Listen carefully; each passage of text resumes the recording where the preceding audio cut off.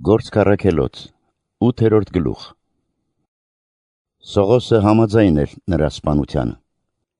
Այն օրը Երուսաղեմի եկեղեցու դեմ մեծ հալածանք սկսվեց, ու բոլորը, բացի առաքյալներից, ցրվեցին Հրեաստանի և Սամարիայի գյուղերը։ Աստվածավախ մարդիկ Ստեփանոսին թաղեցին և նրա վրա մեծ ոխ պարեցին։ Իսկ Սողոսը եկեղեցուն մեծ վնաս էր հասցնում, տնից տուն էր մտնում, դուրս էր քաշում տղամարդկանց և կանանց ու մատնում բանտարկության։ Եվ նրանք, որ ցրվել էին երկրում, շրջելով ավետարանում էին խոսքը։ Իսկ Փիլիպոսը Սամարիա քաղաքն իջնելով նրանց Քրիստոսին էր քարոզում։ Ժողովրդի բազմությունն էլ միասիրտ ունկնդրում էր Փիլիպոսի խոսքերը, երբ լսում և տեսնում էր այն նշանները, որ անում էր, որովհետև շատերը, որ բռնված էին պիղծ ոգիներից,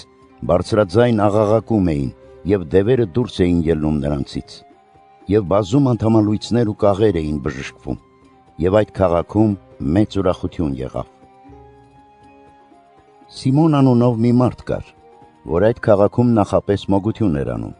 և զարմացնում սամարացի ժողովրդին, իր մասին ասելով, թե ինքը մեծ մեկն է։ Փոքրից մեծ բոլորը նրան էին նայում ու ասում. «Սա է Աստծո զորությունը, որ մեծ է կոչվում»։ Ակնացում էին նրանից, որովհետև երկար ժամանակ մոգություններով զարմացրել էր նրանց։ Բայց երբ հավատացին Փիլիպոսին, որ Աստծո արքայության և Հիսուս Քրիստոսի անվան մասին էր ավետարանում, կին թե տղամարդ, բոլորն էլ մկրտվեցին։ Սիմոնն ինքն էլ հավատաց և մկրտվելով մշտապես Փիլիպոսին էր հետևում։ Նա տեսնելով այն նշանները և մեծամեծ զորությունները, որ կատարվում էին, զարմանում էր։ Երբ Երուսաղեմում գտնվող առաքյալները լսեցին, թե Սամարիայում էլ են ընդունել Աստծո խոսքը, նրանց մոտ ուղարկեցին Պետրոսին և Հովհաննեսին, որոնք իջնելով աղոթում էին նրանց համար, որպեսզի ստանան Սուրբ Հոգին։ Քանի որ մինչ այդ նրանցից և ոչ մեկի վրա Սուրբ Հոգին դեռ չէր իջել, այլ միայն մկրտվել էին Տեր Հիսուսի անունով։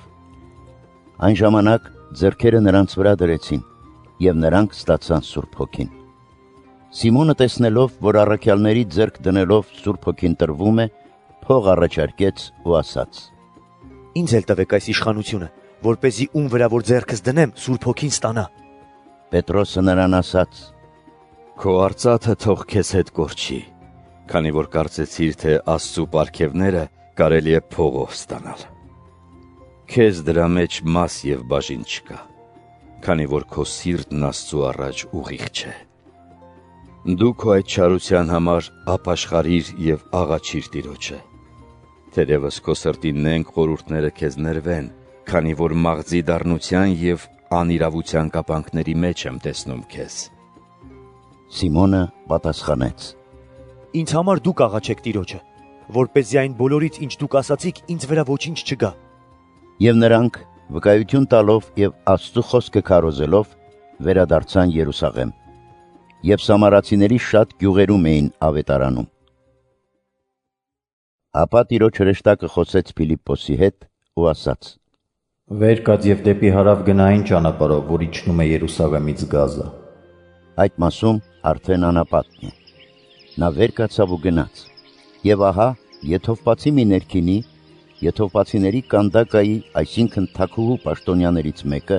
որ նրա բոլոր գանձերի վերակացուն էր ու Երուսաղեմ երկրպագելու էր եկել, վերադառնալիս իր կառքի մեջ նստած Եսայի մարգարեության գրքից էր ընթերցում։ Եվ ահա Սուրբ Հոգին Փիլիպոսին ասաց. «Առաջացիր և մոտեցիր այդ կառքին»։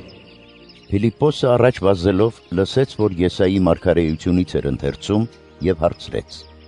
«Հասկանում ես արդյոք այնինչ ընթերցում ես»։ Իսկ նա պատասխանեց.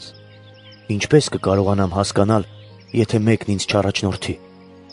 Եվ խնդրեց Փիլիպոսին, որ բարձրանա ու իր մոտ նստի։ Գրքի ընթերցվող հատվածն այս էր.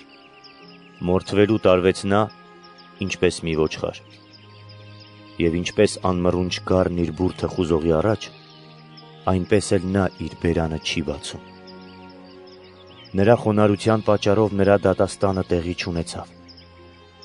Նրա ազգատոհմի մասին ով պիտի պատմի, քանի որ նրա կյանքը երկրից վերացվեց»։ Ներքինին հարցրեց Փիլիպոսին. «Աղաչում եմ քեզ, Մարգարեն ում մասին է ասում այս։ Իր, թե մեկ ուրիշի։ Փիլիպոսը բացեց իր բերանը եւ այդ գրքից սկսելով Հիսուսին ավետարանեց նրան։ Երբ տակավին ճանապարհին էին, մի ջրի մոտ հասան։ Ներքինին ասաց. Ահա ջուր։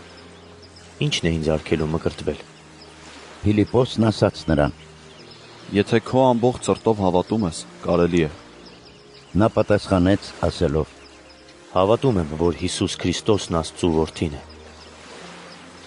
Ներքինին հրամայեց կառքը կանգնեցնել։ Երկուսով ջուրն իջան, եւ Փիլիպոսը, եւ ներքինին։ Եվ Փիլիպոսը մկրտեց նրան։ Երբ ջրից դուրս ելան, Սուրբ Հոգին իջավ ներքինու վրա, իսկ Տիրոջ հրեշտակը հափշտակեց տարավ Փիլիպոսին, ու ներքինին այլևս չտեսավ նրան, եւ ուրախությամբ շարունակեց իր ճանապարհը։ Իսկ Փիլիպոսը հայտնվեց Ազովտոսում